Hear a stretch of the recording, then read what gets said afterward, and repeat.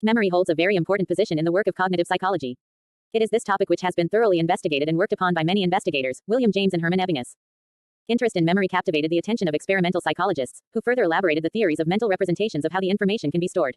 This is very much evident in humans, as the lives of humans have meaning only if they remember what all has happened. Imagine if we were not able to recollect important events of our past, which we are, where were we born, what we had done in school and even what you had done just few minutes ago. Therefore the loss of memory would result in stealing of one's very life and personhood. This chapter focuses on the three-store model of memory, which emphasizes that memory can be divided into three types, which are sensory memory, short-term memory and long-term memory. We will focus on first two forms of memory, which are sensory and short-term memory. Long-term memory is discussed in the latter module. Diagrammatical representation as follows. Figure shows the three-store model of memory. 3. Sensory memory. It is the first step of memory. At this stage the information enters the nervous system, eyes, ears, and so on.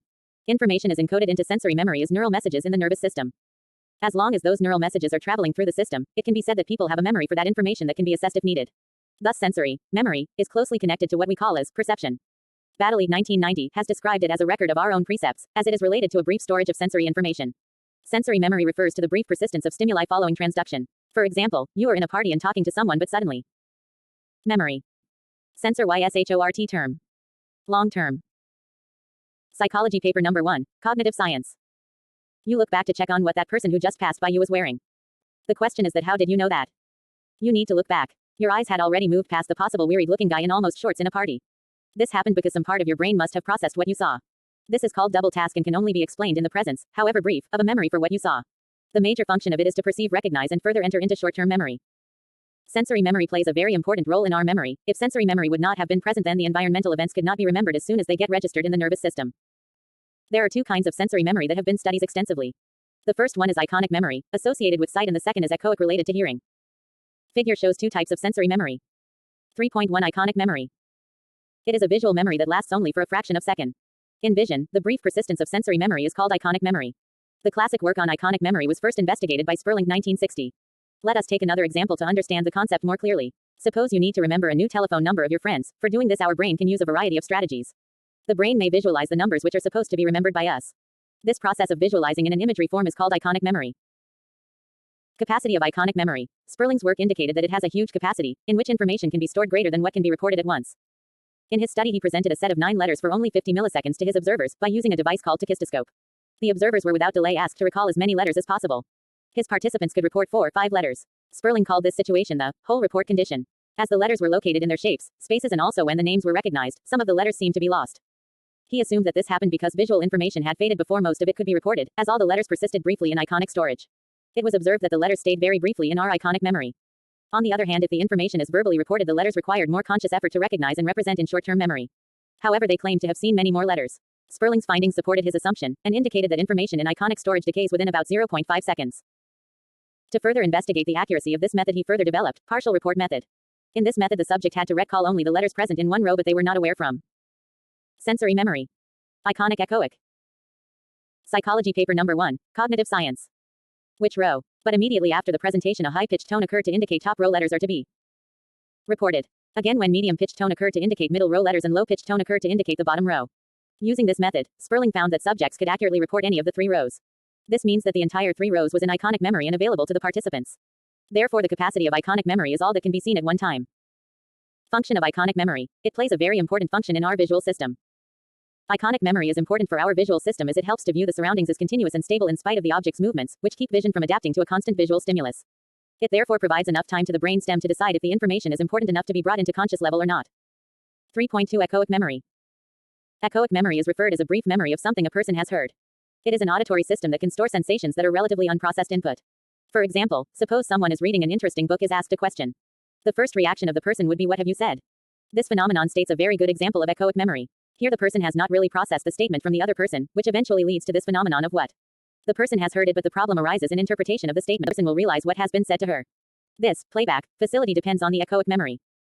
The playback facility as discussed above may be used by repeating the numbers or letters loudly which we intend to remember. This will help us in focusing our attention to specific task which we are intending to remember for later on. Echoic memory's capacity is limited as it can store information heard at one moment and its capacity is smaller than of iconic memory. It can last much longer for about 2 to 4 seconds. Schweikart, 1993. Echoic memory is very useful when a person wants to have meaningful conversations with others. It allows the person to interpret and remember what someone has said so that they can respond further to the phrase said by the other person. If it is to be compared with iconic memory, there the incoming auditory information stays for that long where the brain can decide if the incoming information is useful or not to become conscious. 4. Short-term memory. Short-term memory, also referred as primary or active memory, in this all the information which we are currently aware of or thinking about are stored. Information which has been received from the sensory memory enters the next stage of memory, called the short-term memory (STM). The process takes place through selective attention. It is the ability to focus on only one stimulus from among all sensory input. Broadbent, 1958. For example, suppose you need to dial a number from a directory, you silently rehearse that number till you reach your telephone. If a delay happens in dialing that number, it will be easily lost from our memory, which seems to be available temporarily in a short-term store. Short-term memory is there for a brief period of time and especially that information which had been there at that moment, which is the part of our conscious experience. It cannot hold much information at one time, thus referred as smallest part of memory. Its size can be estimated by Psychology paper number 1, Cognitive Science. Measuring memory span, or span of attention or span of apprehension. Chunks are formed to remember the items in a much better manner. Short-term memory is also referred as working memory. This term emphasizes the fact that the short-term memory is not merely a box into which information is placed but is a working, active system that processes the information at any given moment. Therefore, it helps in maintaining the mental representations that are relevant to the performance of the cognitive task in an activated state. It has been proposed that short-term memory consists of 3 interrelated systems within it. The central executive is also called the big boss, that controls and coordinates the other 2 systems. The other 2 systems are the visual sketchpad and auditory system as a recorder. Baddeley, 1986. The central executive function is to act as an interpreter for both the visual and auditory information in STM. For example, when a person is reading a book, the sketchpad will contain images of the people and events of the particular passage being read while the recorder plays the dialogue in the person's head. The central executive helps interpret the information from both systems and pulls it all together. The following figure shows the hierarchy of a memory system or the components of memory. Figure shows the hierarchy of a memory system. According to the model given above, working memory has several components. Baddeley, 2002. One of the components is the phonological loop that can briefly store all the mental representations related to sound.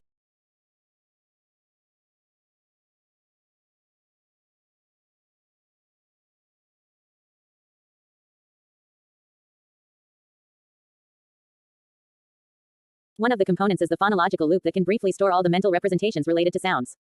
The phonological loop is active when we listen to a spoken word, or when we repeat some word to ourselves, and even when we read a text in some form of language.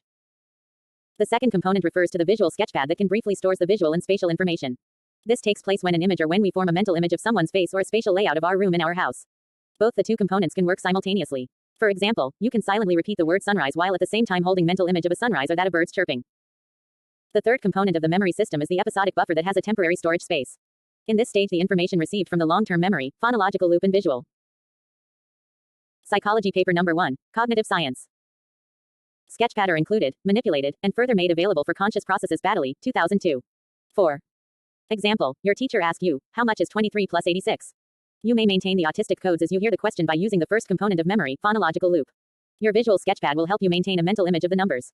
But if you want to successfully complete the task, the rules for performing addition must be retrieved from your long-term memory. This creates the ingredients for the conscious perceptions that you may experience as you perform the mental addition, e.g. 3 plus 6 equals 9 and so on. The term working memory focus on all those systems that can accomplish any cognitive task. The span of working memory can be measured by referring to a dual task situation that demands attention to be focused by the subject upon it rather than just remembering a list of words. Let us understand with the help of an example in which a reading span test was performed on the participants. They were asked to read and understand a series of sentences and were also asked to remember the last word of each sentence. Steinman and Carpenter, 1980. During this test, the participants had to do a series of mathematical questions and they were also supposed to remember words paired with each question. Engel, Cantor, and Carullo, 1992. These tests of working memory required active processing of all those tasks that are relevant to be stored in our short-term storage. Both the test requires coordination of 2 tasks, thus they require central executive attention. Individuals with a larger capacity of executive attention attain higher span score, as do those with greater short-term storage capacity. 4.1. Capacity of short-term memory. The amount of information stored in STM is small compared with the vast amount stored in LTM. The capacity of short-term memory is often referred as memory span. To assess the memory span of a subject, the experimenter presents lists of items that might consist of numbers or words in an increasing length. To determine the span of an individual, we have to observe the longest list length that he or she can recall correctly in the given order. Psychologist George Miller, after his research, had recommended that human short-term memory has a forward memory span with approximately a limit of 7 items plus or minus 2 in it. Recent researches show that memory span can vary with the population in focus and even with the material being used. This clearly led to the conclusion of magical number 7, which was nearly accurate for college students where they had to recall a list of digits. This can be understood with an example. The ability to recall words in order depends on a number of characteristics it holds. Fewer words can be recalled when the words have longer spoken duration. This is known as the word length effect, or when sound of their speech are similar to each other, it is called the phonological similarity effect. The number of words recalled increases when the words are highly known or occur frequently in the language. Recall performance also seems to improve when all of the words in a list belong to a single semantic category rather than when the words are taken from same categories. As the evidence suggests, 4 pieces is the best overall estimate of the short-term memory or when the information is broken down into chunks. Psychology paper number 1, Cognitive Science. Digit span test. Subjects in the experiment were asked to recall the digits in serial order. Each series gets longer and longer, until the subjects cannot recall any of the numbers in order, as shown in figure below. Figure shows how digit span numbers are presented. Chunking. Chunking is the process of expanding one's ability to remember things for a short period of time. Chunking is also a process by which people can organize their material into meaningful cluster. If the information is broken down into bits so that meaningful units, or chunks are formed, which makes it possible to hold on more information in STM. Even though the normal person may retain only about 4 units of information in the short-term memory, but chunking makes it possible to increase a person's recall capacity. For example, in the process of recalling a phone number, the person could chunk the digits into 3 groups. First, the locale code such as 123, then a 3-digit chunk, maybe one's house number, 456, and, last, a 4-digit chunk which could be your car number, 7890. This method of remembering phone numbers by dividing into chunks is more effective than trying to remember a string of 10 digits. This process of recording, or reorganizing, the information is called chunking. Practice and the systematically using the existing information in long-term memory can lead to additional improvements in one's ability to use chunking. 4. Loss of short-term memory contents. Rehearsal is the process by which we mentally repeat the information to keep it in the short-term memory. During the process of repetition every time, the same information is re-entered into the short-term memory, where it lasts for another 15 to 20 seconds, which is the average storage time for short-term memory. It is through practice when one repeats the information to be remembered over and over in one's head in order to maintain it in short-term memory. It is a process of paying attention to the information, which is to be held in our memory system. Since attention is the key for storing all in the information in STM. With rehearsal, information will be stored in STM and the role of rehearsal will stop. Decay of information will happen when rehearsal stops. The memory rapidly decays and forgetting will take place. Decay occurs when memories fade over time. This does not apply to long-term memory, but only applies for sensory storage and short-term memory. The main reason this occurs in sensory and/or short-term memory is that we don't need to process and store all the information that 6738 49361 264973.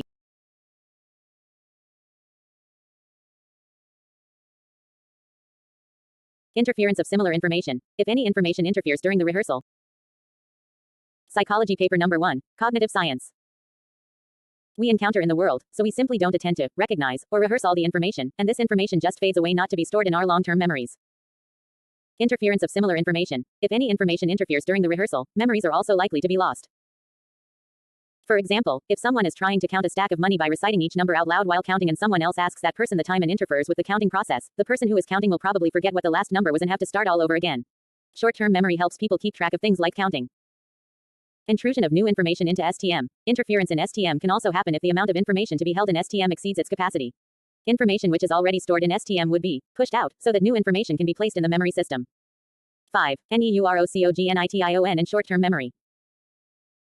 Neurophysiologic findings suggest that a separate memory store could be located structurally with the human brain. The most famous case was presented by Brenda Miller, 1996, focused on physical trauma and brain lesion. The patient complained of severe epilepsy, and surgical excision was done of the medial temporal region to relieve him of the symptoms. The procedure removed parts of the temporal lobe, including the hippocampus. It was observed that his epilepsy was improved, but became profoundly amnesic and could not store new information in LTM. He could recall a series of numbers momentarily presented, as STM was unimpaired, but could not retain similar information over long periods of time. Because the lesions took place in temporal lobe and hippocampus, it is apparent that these sites contain important memory structures. He made a startling discovery that temporal lobe lesions can learn implicit types of tasks that involve perceptual and motor skills. Furthermore, these patients can retain the memory of these tasks for long periods of time. Figure above shows the different subcortical areas of the brain. Psychology paper number 1, Cognitive Science. To explain short-term memory, its best example would be of a chess master who can think of several possible solutions mentally before choosing the right move that will lead him in the game to checkmate. It is the ability in humans to hold on to a piece of information temporarily in order to complete a task. It causes the prefrontal lobe to be at an active state. This region is present at the front of the brain, and is highly developed in humans. Hence, the part of the brain that seems to be mostly active during one of the most human of activities is located precisely in this prefrontal region that is well developed only in human beings. Findings from other brain-damaged people have implicated areas in the frontal lobe as having much to do with the working memory. Thus, damage to the frontal lobe was associated with disrupt attention, planning, and problem-solving, as they are the important components of the central executive in the working memory.